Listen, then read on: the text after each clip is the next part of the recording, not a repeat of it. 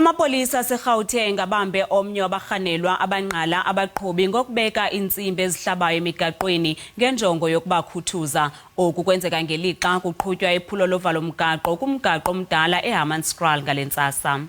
Property-related crimes, housebreaking, theft of motor vehicles, house robberies, business robberies. It's one of the things which we are encountering here in Hammanskraal. But amongst the others, there is a high level of abuse of drugs. Ezinye zezizathu zokuba kubanjwe umvalo mgaqo. Umkomishinala wamapolisa eGauteng uthi iphulo lovalo mgaqo eliqhutywe ngalentsasa eHammanskraal nebelikhokelwa ngabezobunhlola libe yimpumelelo. Kubanjwe abahanelwa abangapha kwama-900. In this particular roadblock, one firearm, one person is arrested for possession of firearm without a license because the license expired long time ago. There is one vehicle whereby the VIN is being tampered with, is taken in for further investigation.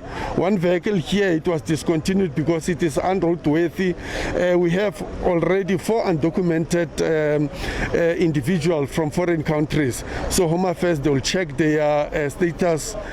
Unjengele Mawela ukwabhengeze ukubanjwa komnye wamalungu eqela lemigulukudu laseTshwane elinqala abaqhubi ngokubeka insimbi ezihlabayo emigaqweni. The intelligence communities are also being tasked to can also focus in those areas. You have informal settlement, you have areas around along the freeways, so that they can ensure that they extend their ground coverage.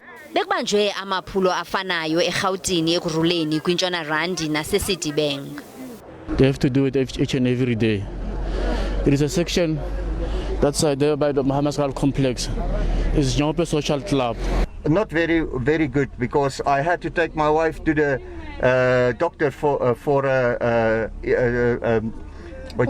appointment. Mawela uthi amapolisa akwaphanda umkhwa omtsha ngoku wokuphangwa kogqirha kwiilokishi zaseTshwane.